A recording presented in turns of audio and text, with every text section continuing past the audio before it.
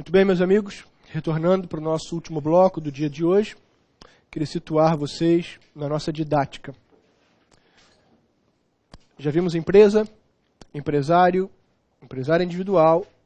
Estamos aqui, não é, em sociedade empresária. Na sociedade empresária nós já vimos observações gerais, nós vimos também até alguns tipos societários. Dentro do nosso curso, eu queria falar um pouquinho de limitada e de SA. Só que esse tema é muito extenso. E desculpa, mas eu não quero me afastar muito desse tripé aqui inicial, sabe? Quero finalizar esse entendimento e depois ficar à vontade para falar de limitada, de SA, tópicos de Eireli e outros pontos. O que eu estou querendo dizer é que eu vou dar um salto nisso tudo e quero vir aqui, olha. Quero vir para estabelecimento empresarial. E depois sim, com mais tranquilidade, continuar em limitada, em SA e assim por diante. Mas agora é importante eu meio que no segundo encontro fechar um raciocínio com vocês da parte geral de direito empresarial. Já vimos empresa, vimos o empresário individual, um pouco sobre bastante sobre a sociedade empresária, faltam apenas 2 tipos grandes para estudarmos, a Eireli, mas agora me permitam ir a estabelecimento empresarial e compreender esse tripé todo. Empresa, atividade econômica complexa, estruturada, organizada, exercida por um empresário, que eu tenho 3 no Brasil, o individual, a sociedade e a Eireli, exercida através de um conjunto de bens que é o chamado estabelecimento empresarial. Está tudo interligado, sabe? Empresa, empresário e estabelecimento está interligado. Entenda, olha isso aqui antes de iniciarmos o estabelecimento. O empresário exerce empresa através do estabelecimento. Está tudo interligado. O empresário, individual, sociedade ou Eireli, exerce a empresa, a atividade econômica complexa, através do seu conjunto de bens, através de uma coisa que agora começo a explicar, do estabelecimento empresarial. Próximo tópico, estabelecimento empresarial. Não sei se vou acabar hoje. Talvez sim, talvez no início da aula que vem. Mas agora o conceito. Estabelecimento empresarial, estabelecimento comercial, fundo de comércio, fundo de empresa. Na Itália, azienda. Todas as expressões sinônimas. Estabelecimento empresarial, estabelecimento comercial, fundo de comércio, fundo de empresa, azienda do italiano. Todas as expressões sinônimas. Da parte geral, eu ouso dizer, que é o ponto que mais cai. Da parte geral de direito empresarial, incrivelmente, eu ouso dizer que estabelecimento empresarial é um dos pontos, se não o maior deles, mais presente em sua primeira fase, em sua primeira fase de prova. Vamos ao conceito, não é? O conceito de estabelecimento empresarial está no artigo 1142 do Código Civil, uma cópia do Código Italiano, salvo engano, do 1225 do Código Civil Italiano de 42. Uma cópia. O 1142 diz assim: o estabelecimento empresarial é o conjunto de bens. É o conjunto de bens que o empresário utiliza para exercer a empresa, é o que nós já estávamos conversando. Conjunto de bens que o empresário utiliza para exercer a empresa, a atividade. Estabelecimento empresarial é isso que você está vendo aqui agora. Tanto vocês do presencial quanto o público online. Isso é estabelecimento empresarial. O conjunto de bens que você está vendo. O microfone, a câmera que está me filmando, a televisão que está do lado da câmera, a luz, o computador que está à minha frente, o pilô, a marca do ênfase. Isso tudo chama-se estabelecimento empresarial. Estabelecimento empresarial é o conjunto de bens que o empresário utiliza para exercer atividade. E depende de cada atividade, sabe? Se o examinador lhe pergunta: senhor candidato, quais são os elementos do estabelecimento empresarial? Você vai dizer: excelência, infelizmente eu não tenho como lhe informar. Eu preciso saber qual é a atividade. Você precisa me apontar, porque o conjunto de bens de uma padaria é um forno, é uma máquina registradora, freezer, é todo aquele maquinário. O conjunto de bens de um curso preparatório é um computador, uma câmera, um pilô, um ar-condicionado, uma televisão aqui atrás. Depende de cada atividade. Não tem como lhe dizer. A única coisa que posso fazer é classificar. É classificar os bens que ele exerce, que ele utiliza, desculpa. Eu posso classificar em bens corpóreos, também conhecido como bens materiais. Eu posso classificar o conjunto de bens, ou os bens, em materiais, corpóreos, e também em bens imateriais ou incorpóreos.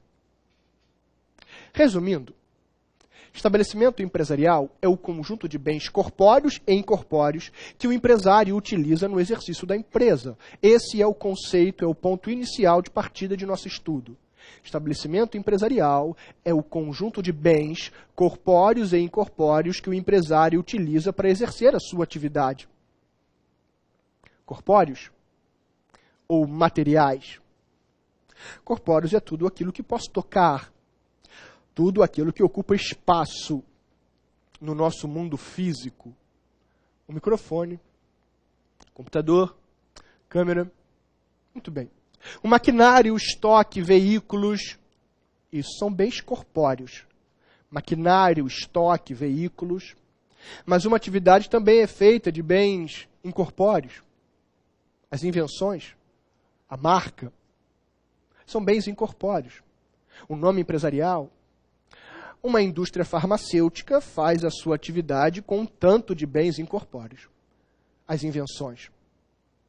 Então, o empresário utiliza de bens corpóreos e bens incorpóreos para exercer a sua atividade, para exercer a empresa. Vamos continuar. 2 pontos principais de estabelecimento empresarial numa prova. Natureza jurídica e trespasse. Ainda estou no primeiro deles. Natureza jurídica. Existem 2 correntes que explicam a natureza jurídica do estabelecimento empresarial.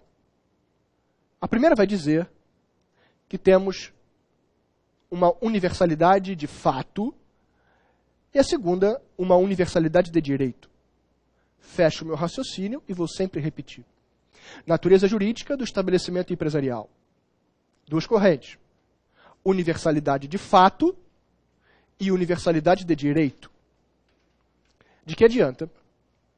De que adianta eu lhe dizer, ou até mesmo você dominar, que a corrente majoritária é a universalidade de fato? E eu lhe pergunto, o que é isso? E você não sabe dizer. Então você não aprendeu. Você decorou. Não é assim que funcionam as coisas. Universalidade de fato e universalidade de direito. Antes de te explicar qual é a corrente majoritária, eu preciso lhe explicar o que é uma universalidade de bens. Universalidade de bens é a união de vários bens singulares formando um só. Olha esse curso. União de vários bens singulares, do microfone, do computador, da câmera, da marca. União de vários bens singulares formando um só. Um curso preparatório. E isso chama-se universalidade de bens. Repetindo. Universalidade de bens é a união de vários bens singulares formando um só. A união de vários bens singulares formando um só pode acontecer pela vontade do seu dono, então chama-se universalidade de fato. Ou a união de vários bens singulares formando um só pode ocorrer pela vontade da lei, então chama-se universalidade de direito. Você acha que esses bens estão aqui por quê? Porque o dono quis ou porque a lei mandou? Porque o dono quis. Então isso é uma universalidade de fato. Agora repetindo. Universalidade de fato e universalidade de direito. Eu expliquei primeiro o que é uma universalidade de bens. Para depois compreender o que é de fato ou de direito. Universalidade de bens é a união de vários bens singulares formando um só. O computador, o microfone, a câmera, e assim forma um curso preparatório.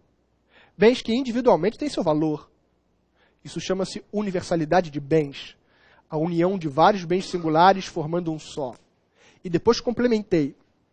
Disse que a união de vários bens singulares formando um só pode ocorrer pela vontade do seu dono. E aí vai se chamar universalidade de fato. União de vários bens singulares formando um só.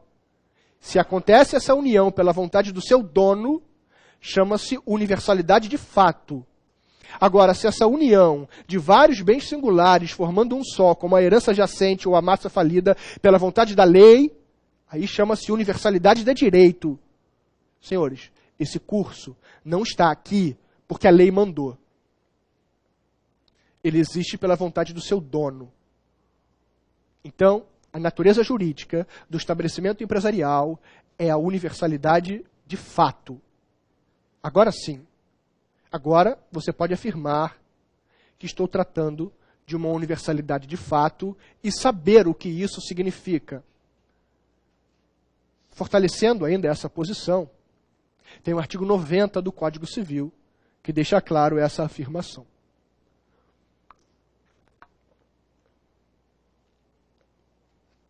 Vamos a pontos de área federal, então. Entenda aonde quero chegar agora. O próximo tópico, estou caminhando em direção a uma coisa chamada trespasse. Mas o próximo tópico é chamado transferência do conjunto de bens. Transferência do estabelecimento empresarial. Ah, o trespasse? Não. Não. É aí que eu consigo diferenciar o meu aluno dos outros. Entenda. O tópico é chamado transferência do estabelecimento empresarial. Entenda o seguinte. Eu tenho duas formas de transferir esse conjunto de bens. A primeira é a forma involuntária. Repetindo, o tópico chama-se transferência do estabelecimento empresarial. Transferência, então, do conjunto de bens. A primeira é involuntária. Isso mesmo. O titular desse estabelecimento empresarial, mesmo ele não desejando, ele vai sim transferir o conjunto de bens. Trago dois exemplos. A morte e uma venda forçada judicial, uma penhora. Ele, querendo ou não, quando ele morre, por mais materialista que ele seja, ele vai ter que transferir esse conjunto de bens. Ele morreu. Isso não é trespasse, está vendo? Assim como uma venda judicial. O juiz determinou a venda daquele conjunto de bens. Está vendo? Esses são dois exemplos da transferência involuntária. Agora, passo a explicar a transferência voluntária. Ah, o trespasse? Não. Não. Transferência voluntária. Duas subespécies. Eu posso transferir voluntariamente sob duas formas. Gratuita, sim.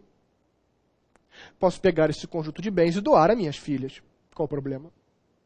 Voluntariamente estou transferindo o conjunto de bens e transferindo para a Giovana e para a Catarine. Pronto, estou transferindo. Voluntariamente e de maneira gratuita. Estou doando. Isso não chama-se trespasse. Finalmente, cheguei ao trespasse. Agora, transferência voluntária, porém onerosa.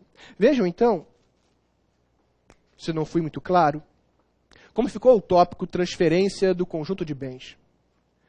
Involuntária, e citei dois exemplos. Lembra? Morte e venda judicial.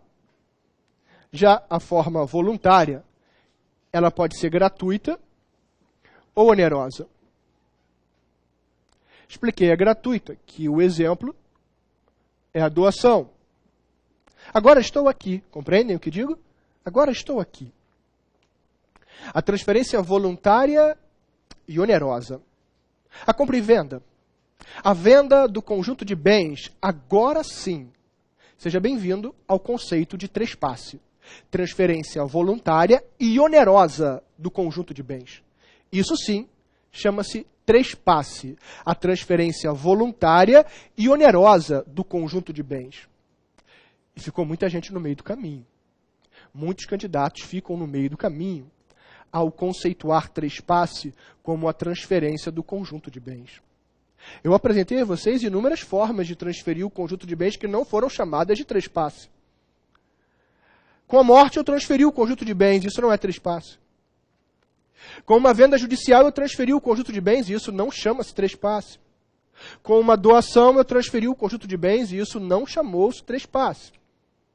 Trespasse é a transferência voluntária e onerosa do conjunto de bens. Trespasse, ou também conhecido como traspasso. Trespasse, também conhecida como traspasso.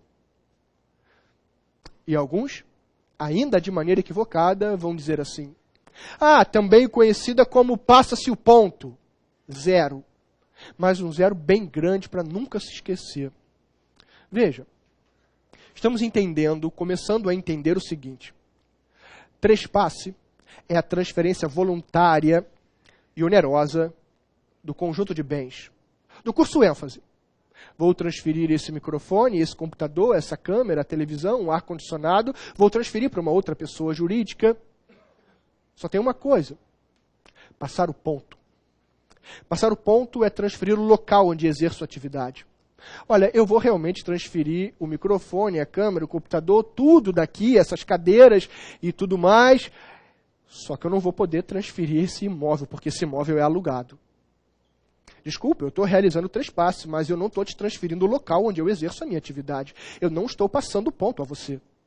Estou transferindo para vai abrir um curso, não é? Vou te transferir todo esse material aqui. Estou realizando trespasse. Vou transferir a você o conjunto de bens. Agora, desculpa, eu não posso transferir o local onde eu exerço.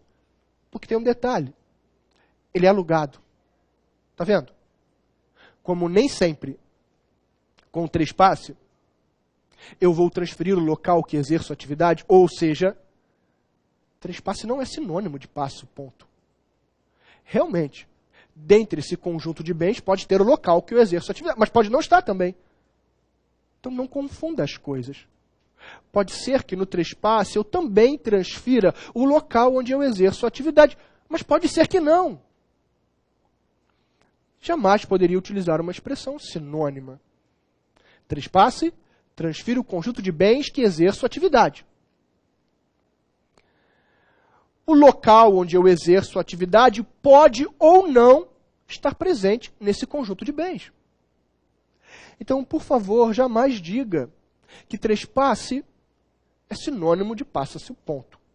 Isso é um erro muito grave e, infelizmente, comum. Tanto de candidato e, incrivelmente, de profissionais até mesmo. Não diga que trespasse é sinônimo de passa-se o ponto. Isso é um erro. Pois bem, deixa eu compreender um pouco mais desse trespasse. Senhores, aqui eu tenho uma pessoa jurídica, tá bom? A pessoa jurídica é chamada X. Duas sócias, a Giovana e a Catarine. Giovana e Catarine Karapetkov, sócias dessa pessoa jurídica. Essa pessoa jurídica que tem bens, tem investimentos, e tem imóveis, e tem uma série de veículos, e tem tudo mais. Tem uma série de bens, tem até uma fazenda e tudo mais. Tudo isso essa pessoa jurídica tem. Quero que entenda o seguinte. O trespasse que estamos começando apenas a estudar tem regras rígidas, sabe? Regras que exigem do candidato na prova. Regras próprias desse contrato. É um contrato. Então eu preciso entender muito bem do que trata esse contrato, para que eu não confunda e aplique os artigos do 1142 em diante para algo que não seja da minha matéria. Entenda, então.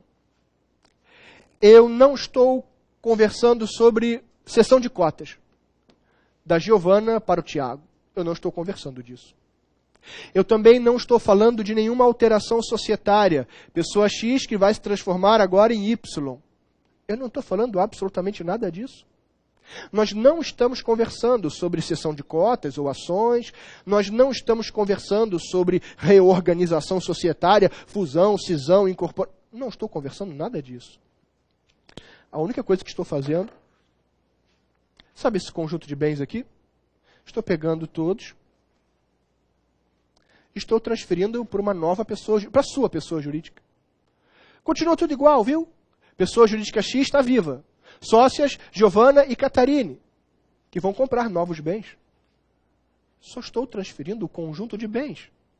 Eu não estou alterando nada, interna e externamente, no caráter societário. Eu não estou alterando o quadro social.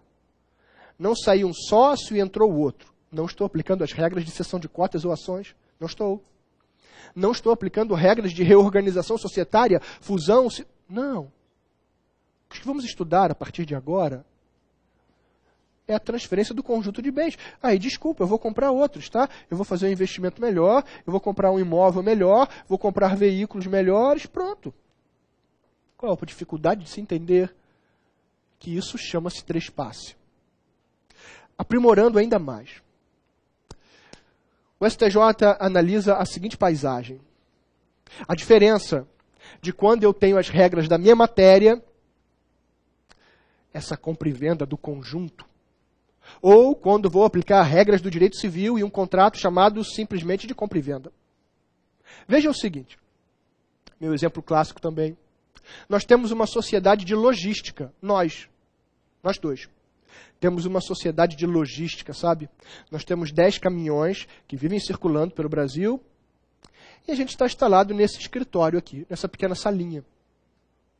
Entenda. Pegar o computador ou os móveis desse escritório e trocar, isso não é trespasse. Trespasse, diz o STJ, é quando eu transfiro o núcleo, a essência daquela atividade. Se eu mexia no caminhão, sim. Isso é trespasse. O que eu estou tentando mostrar é diferenciar o trespasse de uma simples compra e venda. Isso é fundamental. Você precisa compreender quando vai aplicar as regras que estamos começando a estudar aqui, que são regras próprias, ou quando vai se aplicar regras do direito civil num simples contrato de compra e venda. Entenda, senhores. Entendam. Se eu pego um ar-condicionado e vendo, aqui do curso ênfase, isso não é trespasse. Isso é compra e venda. Se eu pego um caminhão dessa minha sociedade de logística e vendo, isso é normal, é uma compra e venda.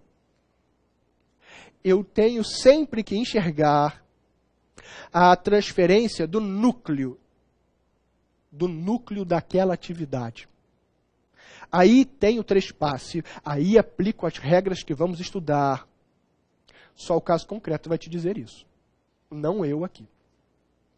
Só o caso concreto vai lhe dizer, porque se eu mudei os móveis dessa nossa salinha, isso é compra e venda normal. Não mexi nos 15 veículos que tínhamos. Isso seria trespasse. Que fique claro o que é trespasse. Não é cessão de cotas, nem de ações. Não é uma transferência, fusão, cisão, incorporação a nível societário. Não é uma simples compra e venda. Não. É quando eu transfiro o núcleo, a essência daquela atividade. Aí sim, eu visualizo as regras que agora passamos a estudar. Regras rígidas. Regras bem rígidas. Rígidas porque com esse conjunto de bens é que você garante credores. É com esse conjunto de bens que você garante credores. Então entenda o seguinte. Para vender esse seu conjunto de bens, ou você vai pagar, garantir, ou então eu lamento. Mas para vender o seu conjunto de bens, você vai ter que pedir autorização aos credores. Ou pelo menos não ter oposição deles. Repetindo, é com o conjunto de bens que o empresário garante credores.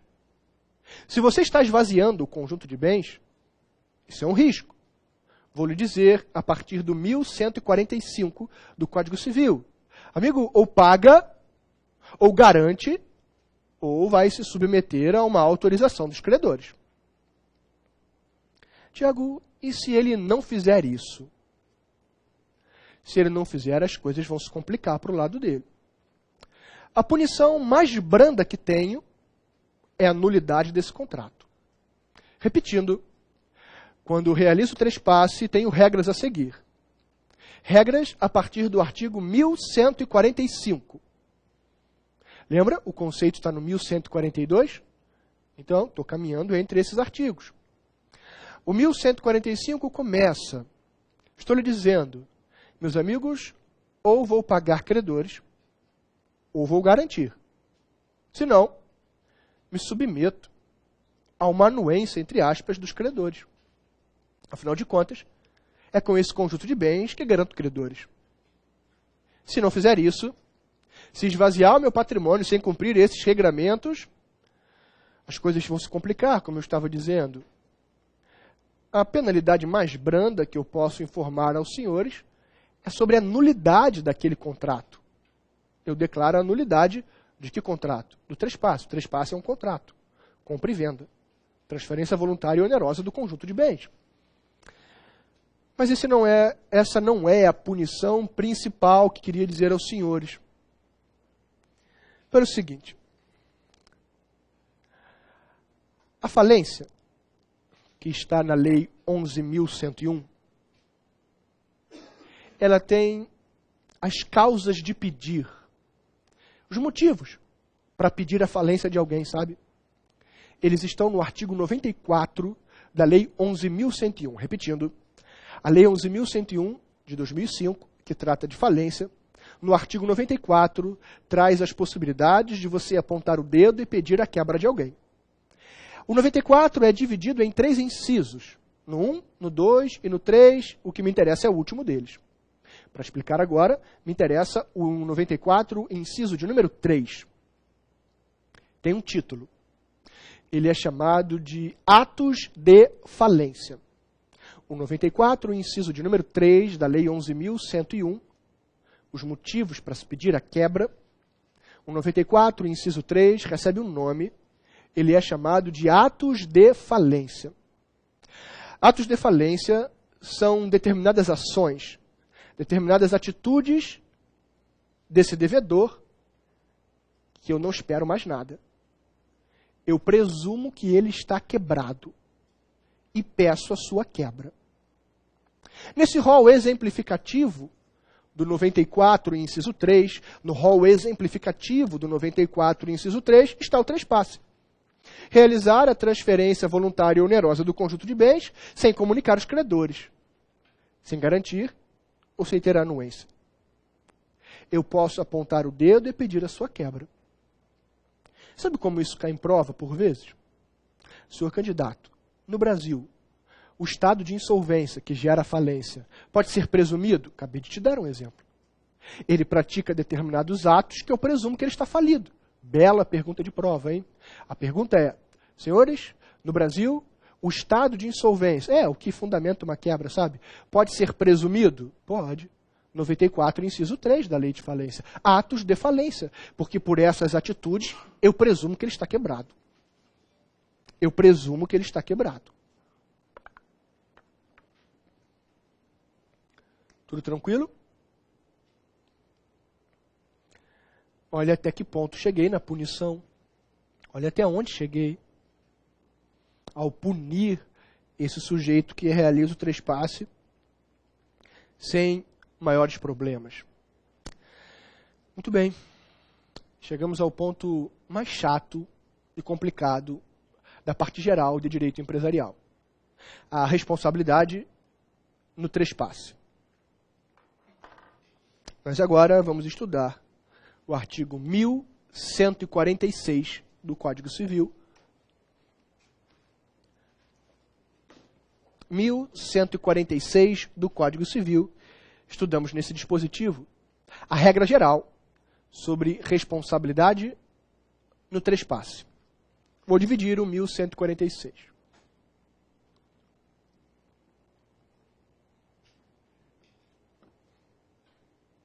Eu vou precisar da atenção dos senhores, porque é um dispositivo complexo de se entender, até mesmo para os pesquisadores de direito empresarial. No início, é claro.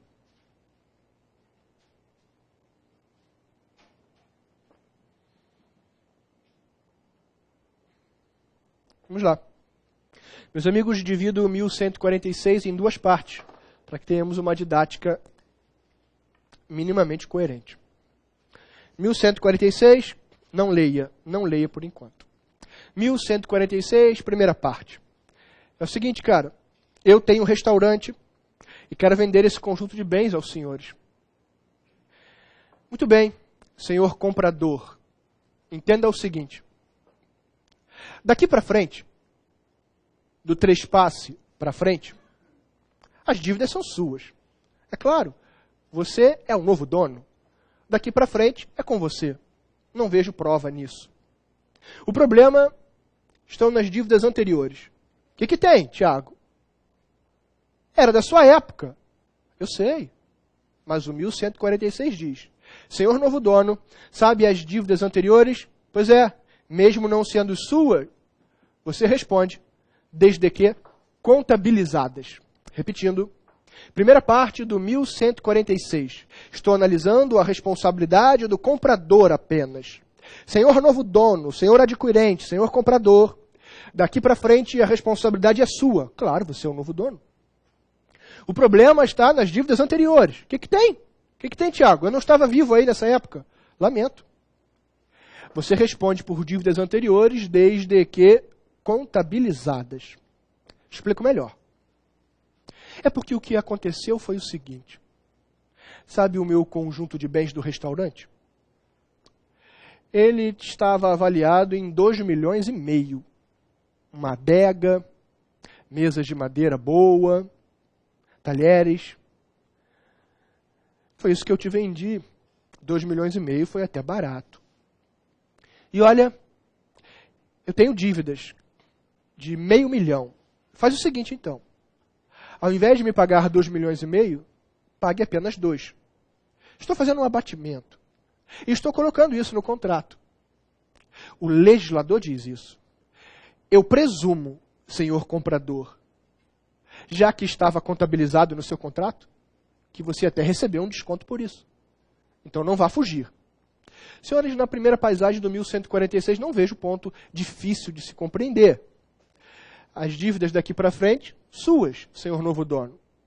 As anteriores, suas, desde que contabilizadas. Foi apenas o primeiro ponto do 1146. Sinceramente, não vejo muita dificuldade. Fique tranquilo. Por vezes é a primeira, segunda vez que você está escutando isso. Vou repetir daqui a pouco. Vou até trazer uma questão para a gente analisar com calma. Vou trazer hipóteses. Vamos agora à minha responsabilidade. Sim, do vendedor. Do alienante. Do vendedor. Vou dizer a ele, senhor vendedor, não adianta vender, Tiago, não adianta vender e sair correndo e ir embora. Pelo seguinte, aqui está o trespasse, tudo bem? Tiago, pelas dívidas que você contraiu e que venceram antes do trespasse, não se esconda, porque você pode ser cobrado solidariamente 1 ano da publicação do trespasse. Calma, um ponto de cada vez. Eu já vou juntar as duas figuras, com calma. Senhor vendedor, não adianta fugir, porque pelas dívidas que você contraiu e que venceram antes do trespasse, sim, as dívidas vencidas, não adianta se esconder, porque você pode ser cobrado 1 ano da publicação do trespasse. Ponto. Solidariamente, sabe? Responsabilidade solidária, cara. Agora eu vou para uma outra paisagem, antes de um caso concreto para a gente treinar. Agora vou dizer o seguinte. Acabo de copiar. Eu disse que o vendedor, se ele contraiu a dívida e ela venceu antes do trespasse, ele pode ser cobrado solidariamente 1 ano da publicação do trespasse. Agora vamos à parte final do 1146. Senhor vendedor, já lhe disse, não adianta fugir. Das dívidas que você contraiu, mas que só venceram depois do trespasse, o freezer que você financiou. Então, a dívida que você contraiu, senhor vendedor, e que venceu depois do trespasse, não foge, hein?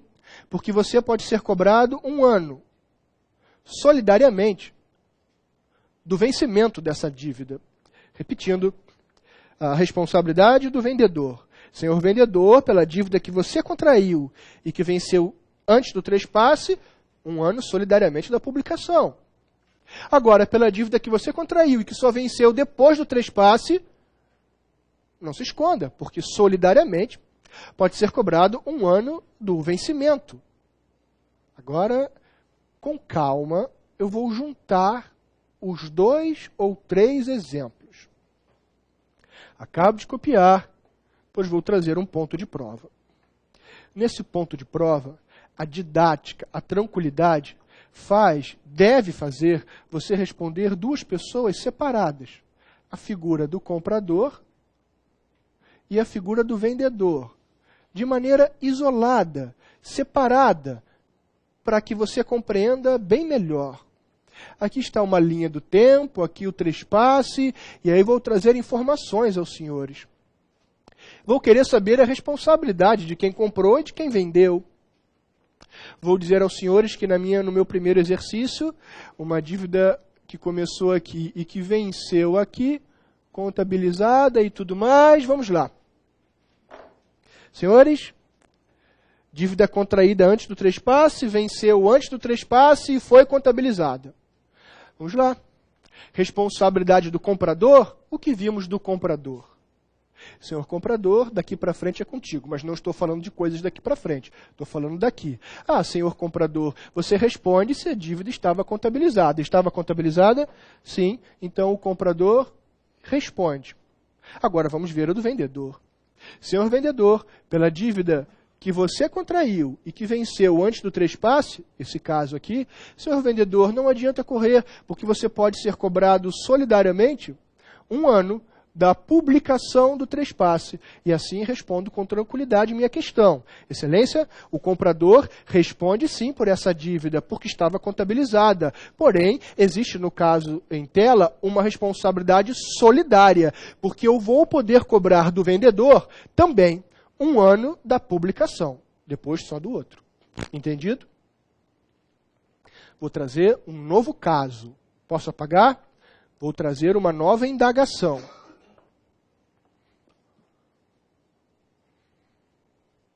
Agora, vou lhe dizer que o vendedor contraiu a dívida, mas ela só venceu depois do trespasse. Vamos lá, com calma também. Responsabilidade do comprador e responsabilidade do vendedor. Senhor comprador, dívidas daqui para frente que você contraía contigo, mas não estou falando dívidas daqui para frente. Estou falando dívidas que foram contraídas aqui e que só venceram agora. Você responde, senhor comprador, por dívidas anteriores como essa, desde que contabilizadas. Estava contabilizada? Sim. Então, o comprador responde, eu lamento. Tiago, cabe regresso entre os dois? Sempre, sempre caberá. Agora vamos ao vendedor. Essa é a hipótese aqui. Senhor vendedor, pela dívida que você contraiu, mas que só venceu depois do trespasse, a vincenda, não adianta se esconder, senhor vendedor, porque você será responsável solidariamente um ano do vencimento dessa dívida. Então, a minha resposta passa a ser a seguinte. Por essa dívida apresentada no caso concreto, o comprador pode ser cobrado. Excelência, digo também que o vendedor também pode ser cobrado, ou seja, uma responsabilidade solidária, cobro de um ou de outro. Mas eu só posso cobrar do vendedor no prazo de 1 ano do vencimento. Ponto. Agora sim. Compreenderam o que eu disse? Muito bem. Continuando. Meus amigos, essa é a grande regra. 1146 e esses 3 ensinamentos aqui. Só que nem tudo é assim. Existem paisagens excepcionais. Existem créditos excepcionais. Esses bens, você acha que consegue compreender comigo, ele pode vir recheado de dívidas tributárias, não é? E nesse caso, não é o 1146 que vou aplicar, é o 133 do CTN. Prova de área federal. Esqueça o 1146 se eu estiver falando de crédito tributário. Aplique o 133 do CTN. O 133 do CTN vai dizer o seguinte.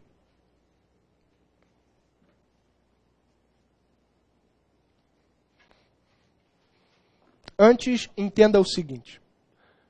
Vamos agora, estamos estudando a exceção. Regra 1146. Exceção, uma delas, 133 do CTN.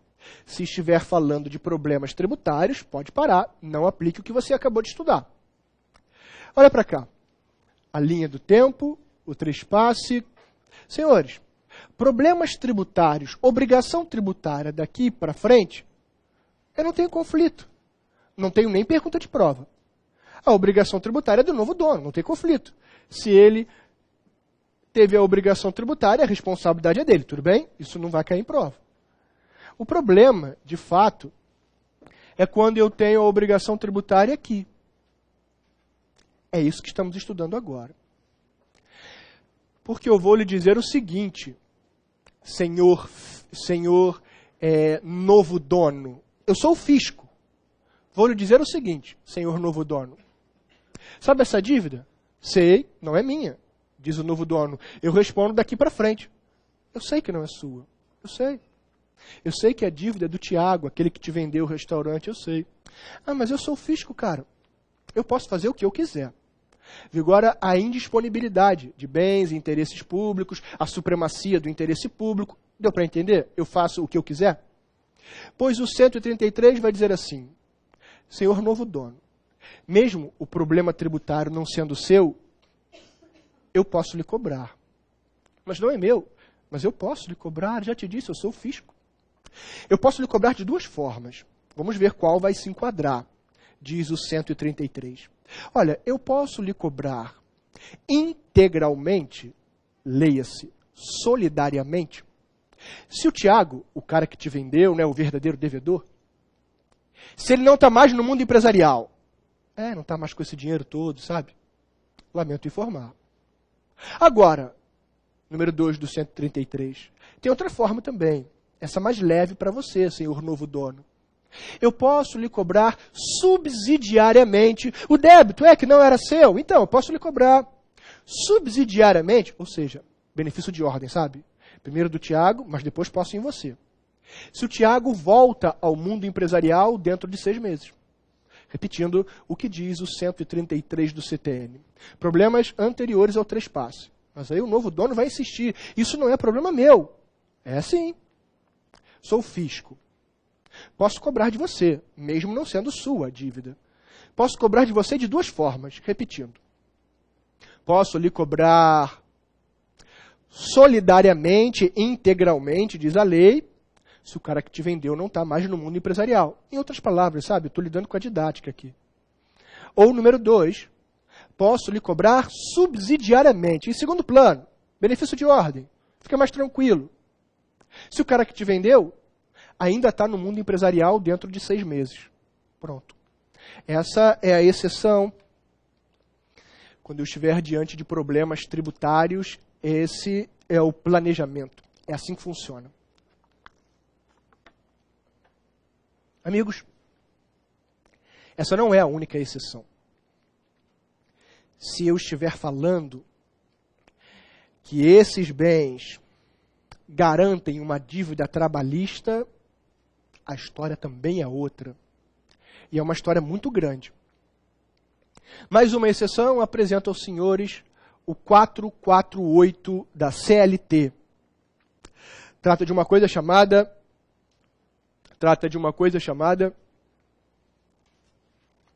sucessão empregatícia, segundo o ministro Godinho, melhor livro de trabalho para concurso.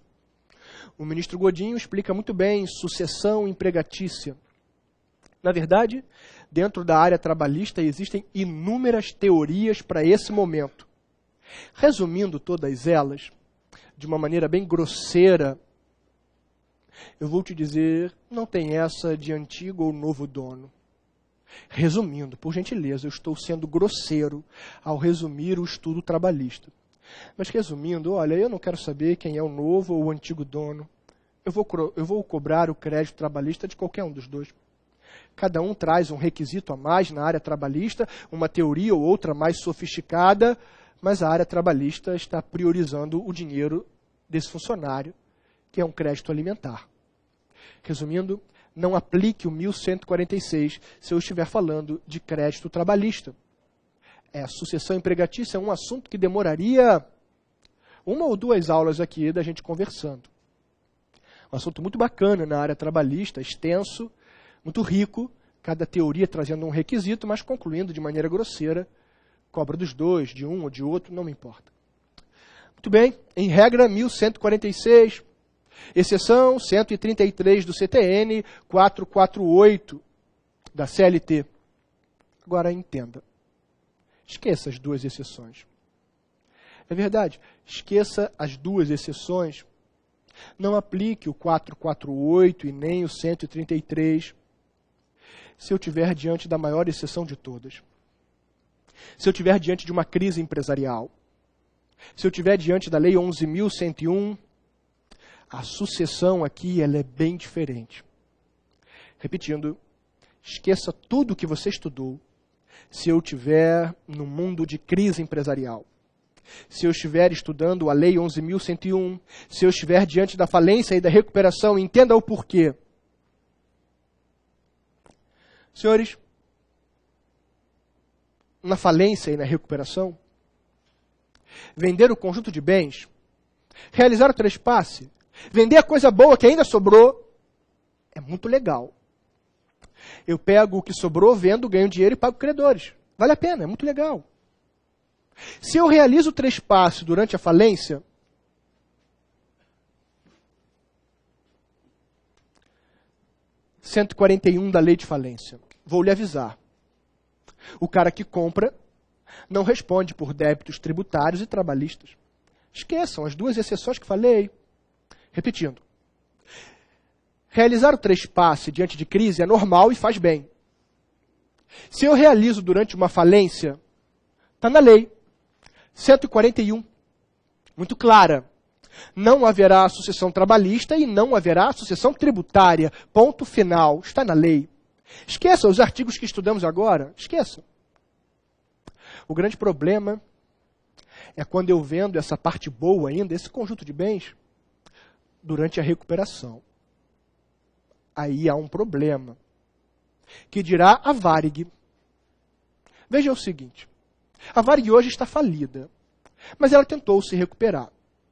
Uma das tentativas foi pegar a Varig Log, que ainda funcionava, e ganhar um dinheiro, vendendo para Gol, ou melhor, para Flex. E o que fizeram os funcionários da Varig? Espera lá. ADI 3934, Distrito Federal. ADI 3934, Distrito Federal. Eles vêm e dizem o seguinte. Excelência, recuperação, não é? Recuperação não é o 141. Recuperação é o artigo 60 da lei. O artigo 60 diz assim. Quando eu realizar a transferência do conjunto de bens na recuperação, para ganhar um dinheirinho e pagar credores, o artigo 60 diz que não haverá sucessão tributária, ponto. E um silêncio barulhento sobre o crédito trabalhista. Não haverá sucessão tributária, ponto. O que fazem os funcionários da Varig? Vou cobrar da Gol, digo da Flex. Vou cobrar dela. E aí chega até o STF nessa ADI que estávamos conversando. Um caso tão embrulhado da Varig, sabe? Lamentavelmente destruíram a lei, enfim. Uma lei feita para ela. A decisão do STF foi o seguinte. Senhores, eu sei que o artigo 60 nada diz sobre trabalhista. Mas eu utilizo a analogia e aplico o 141. Lamento informar aos trabalhistas, mas além da não sucessão tributária, também incidirá a não sucessão trabalhista. Sigo nesse ponto os meus amigos magistrados federais do trabalho. Essa decisão foi a falência da lei de falência, certamente. Vejam, eu conheci vários funcionários da Varig que tiveram a vida destruída com isso tudo, sem nenhuma perspectiva de receber o dinheiro. Entenda, esse é o posicionamento de prova. Realizando o trespasse na recuperação, não haverá sucessão tributária e também não haverá sucessão trabalhista. Não posso cobrar do novo dono. E aí diz o direito empresarial, queria o quê? Morre abraçado com o avião, então. Porque ninguém vai querer comprar com um passivo trabalhista do tamanho da Varig. É grosseiro demais para lidar com os funcionários da Varig, mas foi isso que aconteceu, infelizmente. Regra 1146. Exceção, CTN. Exceção, CLT. Esqueçam os dois apontamentos se eu estiver diante de uma crise empresarial, na falência e na recuperação. Termino minha aula com a seguinte observação. Tiago, estou entendendo. Esse conjunto de bens traz ao novo dono responsabilidade, ao antigo também. Entendi isso tudo. Mas e os contratos? O que tem? Eu queria saber se o trespasse transfere também os contratos. Vamos com calma, para finalizar nossa aula. Vamos sem pressa, porque é um ponto relevante. Como ficam os contratos, preciso dividir. Existem contratos personalíssimos e contratos instrumentais. Explico primeiro os personalíssimos. Contratos personalíssimos, o que importa é a figura das partes, é a vontade delas. Esses contratos certamente não são transferidos com o trespasse. Tem que ouvir as partes, saber se o cara quer continuar com o novo dono. Não dá, não é automático, sabe? Transferir o conjunto de bens do restaurante, os funcionários vão continuar. Não é assim. Não é assim. É um contrato personalíssimo, tem que ver se eles vão continuar ou não. Então, a primeira resposta é negativa. O trespasse não transfere os contratos personalíssimos, ponto. O problema de prova, que vai encerrar minha aula, são os contratos instrumentais. Conceituo os contratos instrumentais. Posso prosseguir numa boa? Personalíssimos, depende da vontade das partes, não transfiro com trespasse. Vamos aos contratos instrumentais. Contratos instrumentais, primeiro um breve conceito, são aqueles indispensáveis para a atividade, sabe? Indispensáveis para aquela atividade. Muito bem. Se os contratos instrumentais são transferidos ou não com o trespasse, divergência doutrinária. Divergência doutrinária. Vamos estudar, vamos lá. Divergência doutrinária. A primeira corrente vai dizer o seguinte. Contratos instrumentais, então, são aqueles indispensáveis para a atividade. Lembre-se, o que eu quero saber é se os contratos são transferidos junto com o conjunto de bens. E a primeira corrente vai dizer assim, é claro que não, acho que você não entendeu. Trespasse é a transferência do conjunto de bens. Contrato não é bem, contrato é um negócio jurídico. Primeira corrente diz isso. Não, eu não transfiro também os contratos instrumentais, porque trespasse é a transferência do conjunto de bens.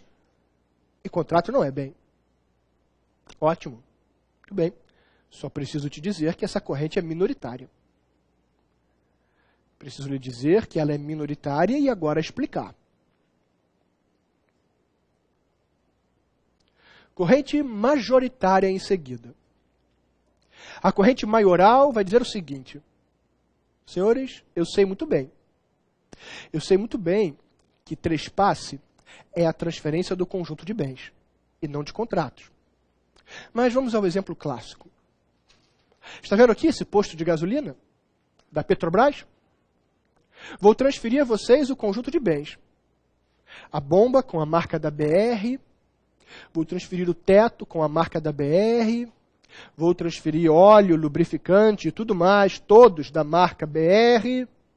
Vou lhe transferir aquele papagaio, aquela arara, que é o símbolo da Petrobras, da loja de conveniência. Pronto, estou transferindo a você o conjunto de bens.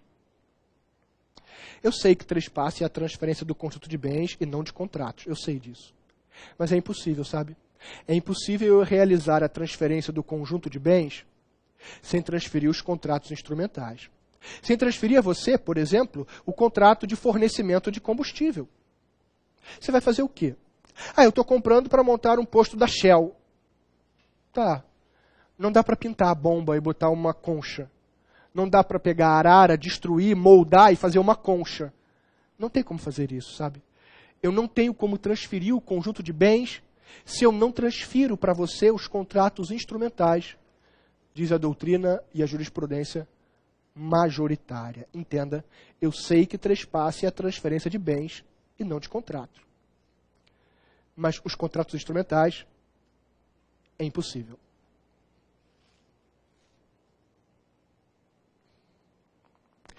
Finalizo com o artigo 1147.